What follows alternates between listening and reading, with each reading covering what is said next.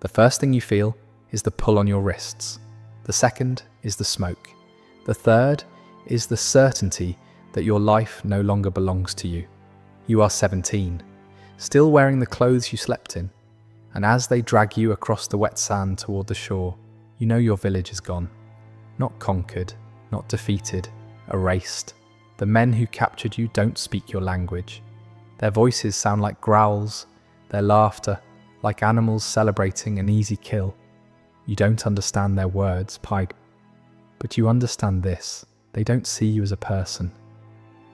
The ship waiting on the beach looks alive, long, narrow, its wooden ribs stained with salt and old blood.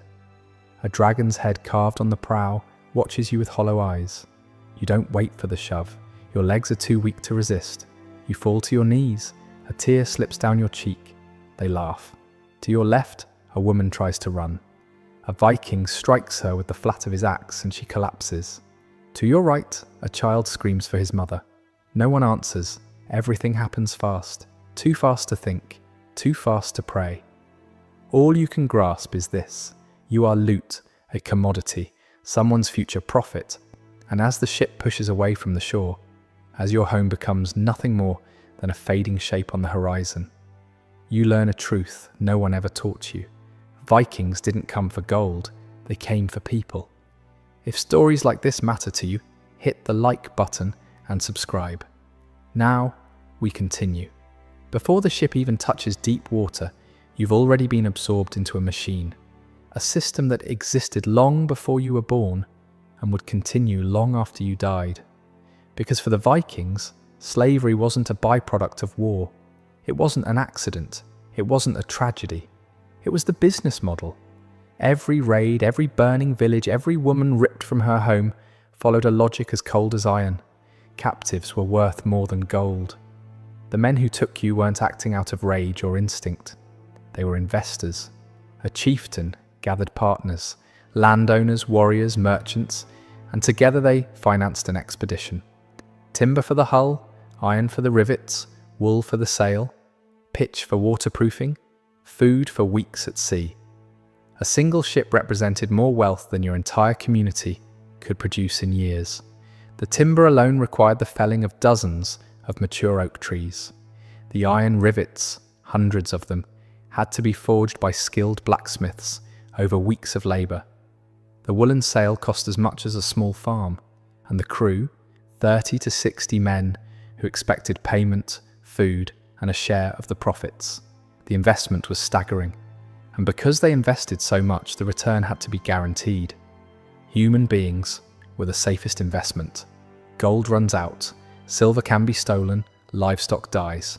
But a person could be sold today, worked tomorrow, bred into more labour a year later, and disposed of whenever necessary. A person cannot rebel in court, cannot testify, cannot refuse. A healthy young woman could sell for the equivalent of 8 to 12 cows, more wealth than most families would see in 5 years. A single ship carrying 20 captives represented a fortune that could fund the next raid, buy land, secure alliances, and elevate a chieftain's status for a generation. The math was simple. The profit was guaranteed. To them, you were the perfect asset. The ships themselves were designed for human hunting. The shallow draft allowed them to skim rivers no one thought navigable. A community 100 miles inland could wake up to Vikings on their doorstep. There was nowhere to flee. The Irish chronicles describe it with chilling simplicity. They came from the sea like wolves. What they could not take, they burned. But what they wanted most, what they calculated first, was not silver, not weapons, not treasure. It was women. Young women brought the highest prices. Young women lasted the longest under forced labour. Young women produced the next generation of slaves. Every captured girl was a walking investment portfolio. Some were kept for work, some for concubinage, some for breeding. Others were sold repeatedly across hundreds of miles, from Ireland to Scandinavia, from Scandinavia to Kiev, from Kiev to Constantinople. Your life, your future, your body, all of it fit neatly into their economy. For them, you weren't a tragedy. You were a return on investment. Not everyone taken in a raid shared the same fate. The Vikings knew precisely who they wanted and who they didn't. As the ship joins others returning from different coasts, you begin to notice the glances. Quick, practiced, transactional. None of them are random. They are evaluating you the way a trader evaluates livestock. Quietly, efficiently, without a shred of humanity. During a raid, the first targets were always the same. Isolated farms, undefended villages, monasteries where the terrified fled for protection. But inside those places, the true prize was never the gold or the cattle. It was women of the right age. Monastic chronicles record it bluntly. They took the young, those who could walk, those who could obey. The elderly were useless. Mothers with newborns slowed the march. The injured offered no profit. Many were killed on the spot to save time. But you were separated. You remember the exact moment. A rough hand gripping your arm. Your mother screaming your name. The ground spinning as 3 warriors pulled you away. The sickening realization that you could not follow her voice anymore. What happened to you was not hatred. It was accounting. Your age meant labor. Your body meant endurance. Your future meant children born into bondage. Your presence meant guaranteed silver in any market from Dublin to Hedeby. Some women were marked for domestic servitude in Scandinavia. Some were destined for Norse settlements in Ireland or Iceland. Others would be forced far east, where traders along the Volga paid high prices for captives from the British Isles. But all of them, all of you, shared the same beginning. Forced separation, forced silence, forced erasure.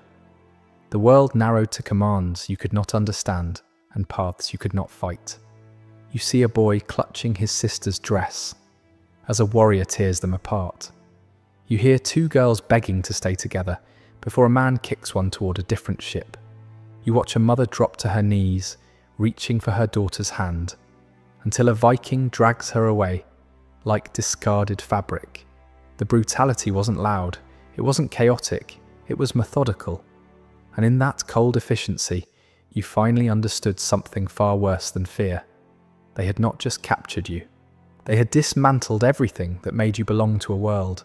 They weren't taking people. They were sorting merchandise.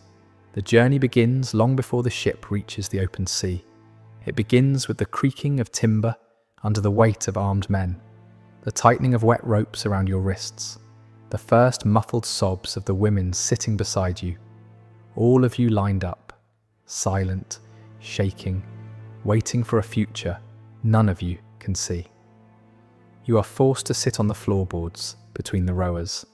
There is no space to straighten your legs, no space to lie down, barely enough to breathe. Your clothes are soaked by waves that crash over the sides. Salt burns the cuts on your skin. Your teeth chatter uncontrollably as the cold wind slices through your thin dress. A woman beside you gets seasick and vomits. A Viking pushes her away with his boot, not out of cruelty, but out of habit, the way someone moves a sack that's in the wrong place. Hour after hour, the ship moves forward. Every stroke of the oars sends a vibration through the wood, into your body, into your bones. Your world shrinks to the rhythm of iron against water, wood against muscle, breath against fear. Food is scarce. Most of it goes to the rowers. To you they toss scraps, a handful of damp oats, a crust of hard bread. You learn to eat fast because hesitation means hunger. At night, the cold becomes unbearable. The wind cuts through your soaked clothes like knives made of ice. You try to huddle with the other women for warmth, but the chains make it impossible to get close enough. Your fingers go numb. Your lips crack and bleed. The wooden planks beneath you are slick with seawater, and something darker you try not to think about. When a storm hits, the terror becomes absolute. The ship pitches violently. Water pours over the sides in sheets. The rowers tie themselves to the benches. You and the other captives are left to grab whatever you can. Wet rope, splintered wood, each other's arms. A girl near you loses her grip and slides toward the edge. A warrior catches her by the ankle, not to save her, but to protect his investment. He drags her back and ties her wrist to a rowing bench so tight the rope cuts into her skin. The sound of the ship is constant, wood groaning under impossible strain, water slapping the hull, the rhythmic grunt of men pulling oars, the wind screaming through the rigging. It burrows into your skull until you can't remember what silence sounds like. Some women faint, some whisper prayers, some don't wake up.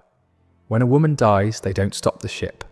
A Viking lifts her by the shoulders, drags her to the side and lets the sea take her. No words, no pause. Her life ends in seconds, forgotten in the next wave.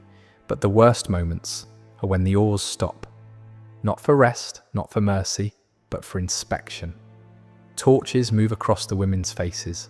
Warriors check your arms, your teeth, your posture, evaluating which of you might survive long enough to be sold.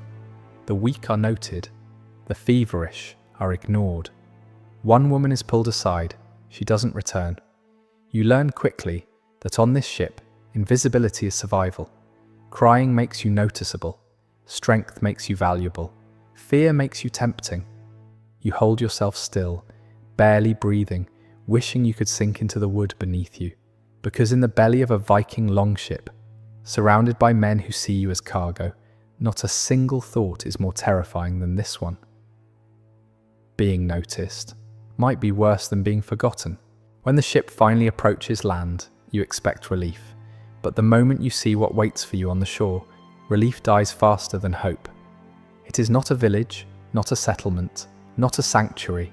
It is a market, a place built on noise, bargaining, metal, sweat, and human misery. Men shout across the docks.